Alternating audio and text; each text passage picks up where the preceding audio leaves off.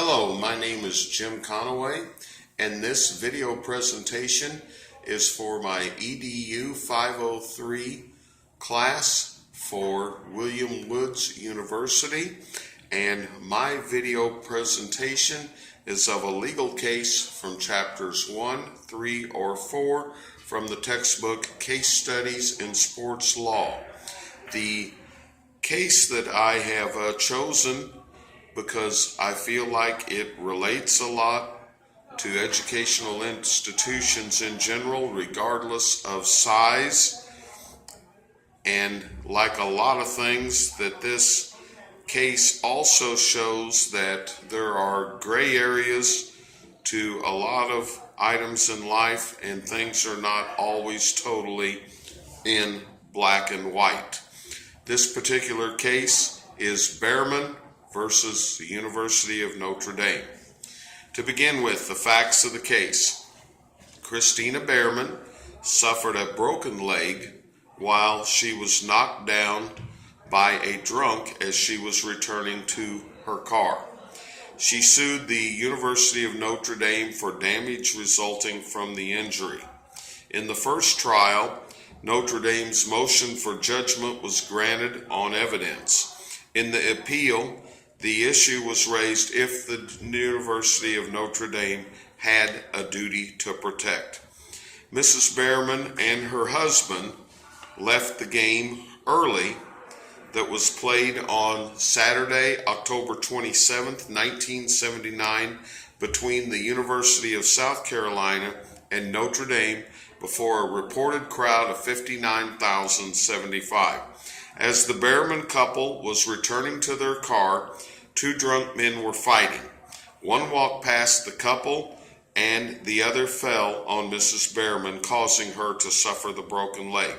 There were no ushers, no security personnel in the area where the incident took place. These were the arguments on both sides. Christina Barman argued she was a business invitee of the University of Notre Dame, therefore she was owed a duty to be protected by the University of Notre Dame. The University of Notre Dame, however, argued that absent notice or knowledge of any particular danger, that the university cannot be held liable for the acts of a third person. Before liability may be imposed, it must have knowledge of danger. These were the court findings. Although there was no showing that the university had reason to know that some will be intoxicated, the appeals court thus ruled they are under a duty to take reasonable precautions to protect those who attend its games. In the first trial, Notre Dame was found not liable. However, in the appeal hearing, Notre Dame was found liable due to the fact that this was a foreseeable event and steps could have been taken in order to prevent or lessen the chances of the injury occurring. The Barman couple was awarded a little over $250,000 according to court records. Miss Barman received $2,137 in compensatory and punitive damages. Her husband, James, $50,000 for the loss of his wife's services and companionship during her recuperation. The $250,000 award would be worth nearly $873,430 in today's economy.